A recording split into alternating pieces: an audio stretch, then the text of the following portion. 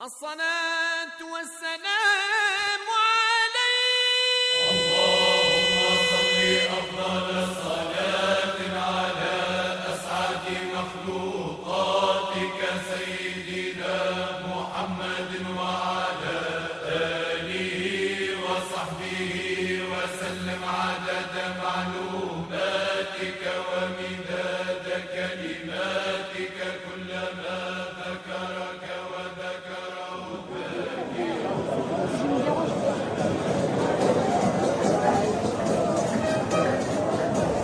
Qayrawan occupies a unique place in Islamic history as the first major Muslim city established in the Maghrib.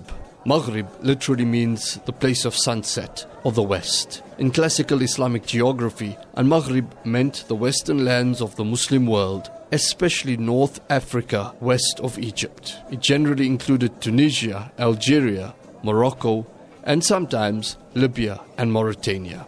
The name Qayrawan comes from the Persian word Qarwan, meaning caravan or military camp, and the name literally reflects its original function, a military camp or staging base for caravans and armies. It's a place where history comes alive. It has 85 masajid and there are over 100 qubur of very pious shuyukh and ulama. The city which had been the heart of Islam for the entire North Africa and even Spain. And it was the university town where thousands of ulama and students used to reside. They were all learning and teaching the deen of Allah subhanahu wa ta'ala. And walking today through this maze of narrow streets, one can walk through more than 12 centuries of history. There's these quaint, picturesque homes, the masajid. There are still artisans working in their stalls, all intermingled with madrasas. These artisans, they produce exquisite articles. These are very skilled craftsmen, and it is indeed a true gem of Islamic architecture. From Qayrawan, Muslim forces gradually consolidated Islam throughout Afrika, which is modern Tunisia and parts of Algeria and Libya. The city is home to the great Mosque of Qayrawan, one of the oldest and most influential masajid in the Muslim world. It towers high above all the other masajid. The cornerstone was laid by none other than the founder of the city, Uqba ibn Nafi' al-Fihri, rahmatullah alayh. And it is the second masjid in North Africa and in Africa itself. The first masjid, as we all know, is that of Jami' Amr ibn al-As, radiyallahu anhu, which is in Egypt. Just to describe this masjid from a distance, the mosque appears like an enormous fortress. It has very thick walls and massive 30-meter high minaret, and it's topped by a domed pavilion which reminds the onlooker that this was at some time in the past a fortress of the Muslims. The minaret is very special in actual fact. It was built in the year 836 CE, and it is the oldest existing minaret in the entire world today. We heard that it could also possibly be the first minaret which was built. Prior to this, masajid didn't actually have minaret. Inside the fortress, there's a forest of 500 stone and marble, pink and white columns. Very importantly is the mihrab of this masjid. It was the first which was built in North Africa. The mihrab itself is an incredible piece of artwork, and this used to be the third oldest mimbar in the world. But the other two, unfortunately, were destroyed in the last century, and now this is the last oldest surviving mimbar in the world today. By the 8th to 10th centuries, Qayrawan became one of the greatest intellectual centers of the Muslim world. For centuries, students traveled to Qayrawan from across the Maghrib and Al-Andalus. And Qayrawan was the capital, the western capital of Islam. It was here that Sahnun and the great scholars put together Al-Mudawwana al-Kubra of Imam Malik. This is where the Maliki fiqh was put together. The city is also blessed with the presence of graves of the esteemed Sahaba radiyallahu anhum. The masjid of Abu Zum'a al-Balwi radiyallahu anhu, who was a Sahabi and a close companion of Rasulullah sallallahu alaihi wasallam. He had come to Africa, as part of the Muslim force that was fighting the Byzantines, and he was martyred in the year 34 after Hijri. And he was buried in Qayrawan before the building of the city took place.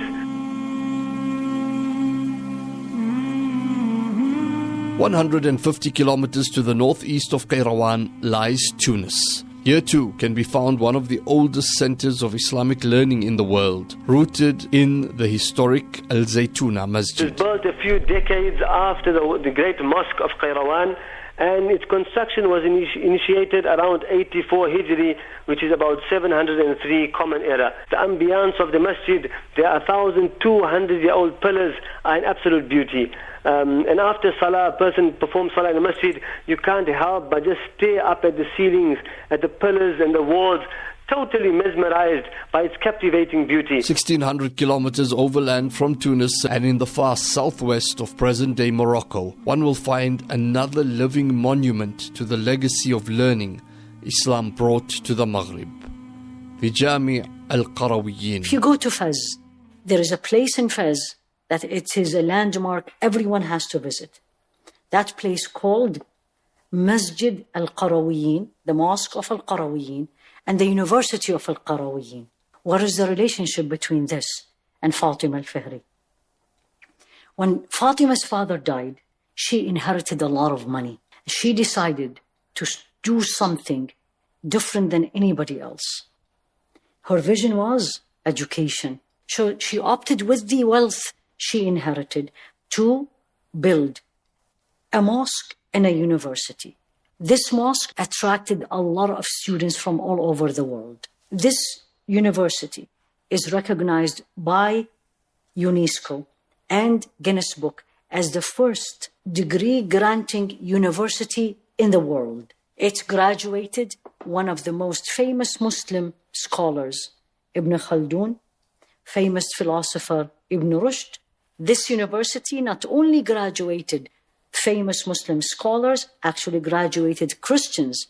Pope Sylvester II. This Pope introduced Arabic numerals to Europe as we know it these days.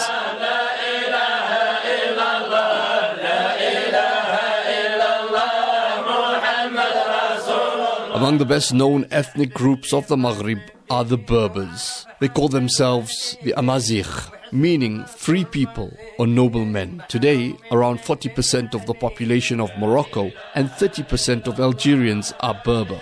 Islam was and is central to the identity of Berbers today. Yet, for this dignified people, it took some time for the light of Iman to settle amongst them. The Berbers, of course, have been the dominant people in this part of Africa for several thousand years. Now, gradually, many of these Berbers were converted to Islam. We are told by Ibn Khaldun that the Berbers apostated 12 times before they reconciled themselves with Islam. So it was a long time before they were really Muslims. The Muslims went right across North Africa, and by 705, Hassan ibn Nu'man, he founds a city-state there. At that time, in Tunis, it was called Ifriqiya. Now, this is another interesting point, because the area of North Africa, it was called, they say it was the ancient Greeks or the ancient Phoenicians, Ifriqo. They used this name meaning a warm place. And so when the Arabic-speaking Muslims came, they Arabicized the word. And so it became Ifriqiya. And that was the first time Africa was being used. Africa was not used on the African continent. The Berber leader, Qusayla, he was captured prior to this, but he escapes, and he organized a fresh Berber resistance to the Muslims. Qusayla, the leader, he is victorious. He then forms an enlarged Berber kingdom. The leader now is Zuhair ibn Qais, who is the deputy of Uqba ibn Nafi rahmatullah alayh, and he enlists the Zanata Berber tribes to fight for the cause of Islam. He manages to overrun and to defeat and terminate the kingdom newly formed by Qusayla. Under the new Khalif Abdul Malik, who is in Damascus, the Umayyad conquest of North Africa is advancing close to completion. In Egypt, he formed a new army of 40,000 people. They are to be commanded by Hassan ibn al-Nu'man, who was known to the Arabs as the honest old man. So the Arab Muslim army, they quickly attacked and captured the Roman stronghold of Carthage. They leave the Byzantines and they move on to the Berbers.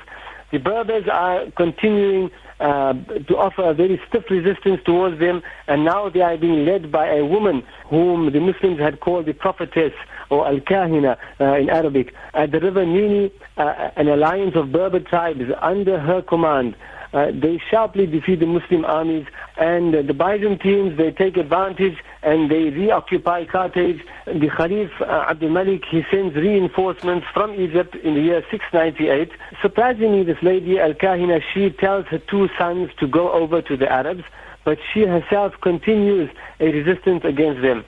But unfortunately for her, the fortunes of war had deserted her, and Nu'man, he emerges victorious.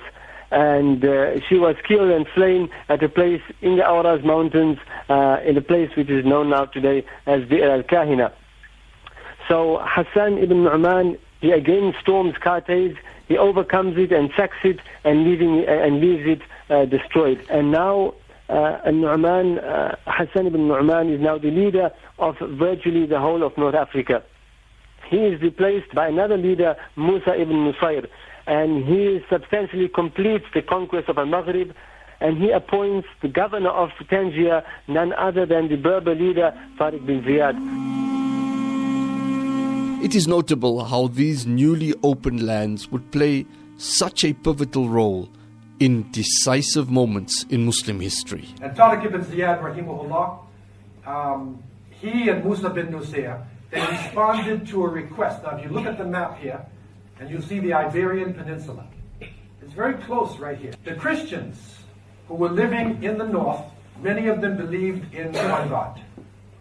They were being crushed by the Pope of Rome. A struggle was going between those who believed in one God and those who believed in a Trinity.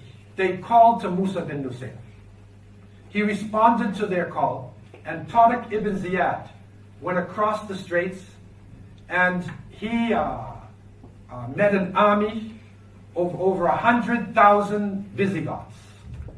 Met Tariq ibn Ziyad. He was successful. He defeated them. And in 711, the Muslims began to spread throughout Spain, and Al-Andalus stayed under Muslim rule for almost 800 years. In the year 831, there's a man by the name of Ziyaratullah, and he is the son of the founder Ibrahim, and he launches an invasion of Sicily, which proved successful, and now even part of today's Italy comes under the Muslim rule as well. North Africa and Egypt would also play host to important dynasties that would vie for the leadership of the Ummah. The Abbasid Khilafah was in Baghdad, which was controlling the Muslim world, but it was very weak.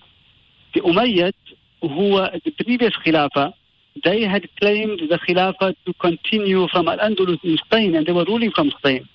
And now the Fatimids in Egypt, they also claimed the Khilafah. So there was total confusion in the Muslim world, with three different dynasties claiming to be the Khilafah at one time. So looking at the Fatimids, how did they come about? According to the Shia, they believe that the imamate is hereditary, and they would have a number of imams, and this carried on according to them, according to their version, from the time of Ali radiallahu ta'ala anhu until the sixth imam, who was Ja'far al-Sadiq rahmatullah alayh.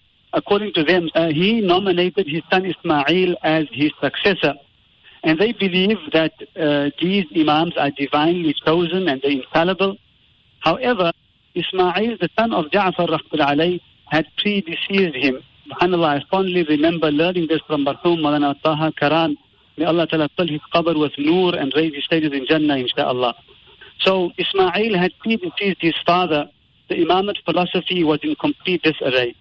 The Ismailis, who became known as the Seveners, and who were politically motivated, they took Ismail's son as the next in line, and he became the next imam. On the other hand, we had the Isna Asharis, the Tawbas, who at the time were not politically motivated, and they took Ja'far radiallahu anhu's other son, whose name was Musa al-Kadhim, and they took him to be the next imam. So the Ismailis thereafter, they were concentrated for some time, until there was a man by the name of Abdullah bin Maymun al-Qadda, and he organized them and reorganized them as a religio-political group. he sent secret da'is all over the Muslim empire, all the disgruntled groups of Zoroastrians, Jews, Berbers, etc., inciting them against the Abbasids. Amongst the Muslims, he sent da'is to arouse skepticism amongst them and to create racial differences, particularly among the Persians and the Arabs.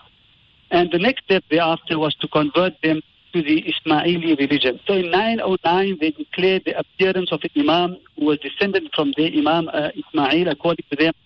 And even though he had very obscure origins, they believed him to be an Imam, and he was given the honorific title of Al-Mahdi.